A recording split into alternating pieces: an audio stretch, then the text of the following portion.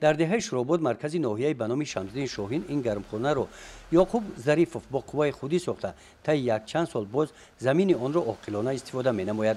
در زمین گرمخانه پرورش سبزیجات‌های گوناگون را او به راه مانده است. در زمین بقیه‌ها جدا کرده شده این سبزیجات‌ها محصول مهنت امسالش هستند. ساکنان دهات برای استفاده قطعه‌های زمین‌های نزد حملگیشان پرورده نیال‌های سبزیجات‌ها را امسال از همین گرمخانه دسترس نمودند. پیاز می‌کاریم، گاشنیج می‌کاریم، شبید، بعد کوچک پامیدورای، استکانو در بودرینگ پامیدور می‌کاریم. خیلی چیزا چیزی که احتیاجاتی مردم. در شرایط اقلیمی شروبود این دهه بلندکوی تاجیکستان که زمستانش سرد و سرشمال است استفاده گرمخانه را نخستین شده یعقوب برا مانده است. برای این اویله گرمخانه جای کاری و منبع پیش بردن روزگارشون گشته است. گرمخانه را در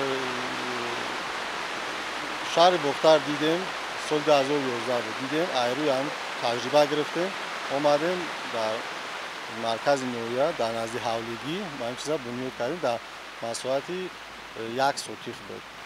همین گرمخانه اولی بنیاد شدگی. بعد اوستا کار کردیم، خواستیم که امیرا مساحتش از زیاد کنیم. دیدیم که فایده آوره. برای همین آمدن مغازینو و خلق همیو مقصد کار فعالیت کردیم تو این شروع بود چیز نبود.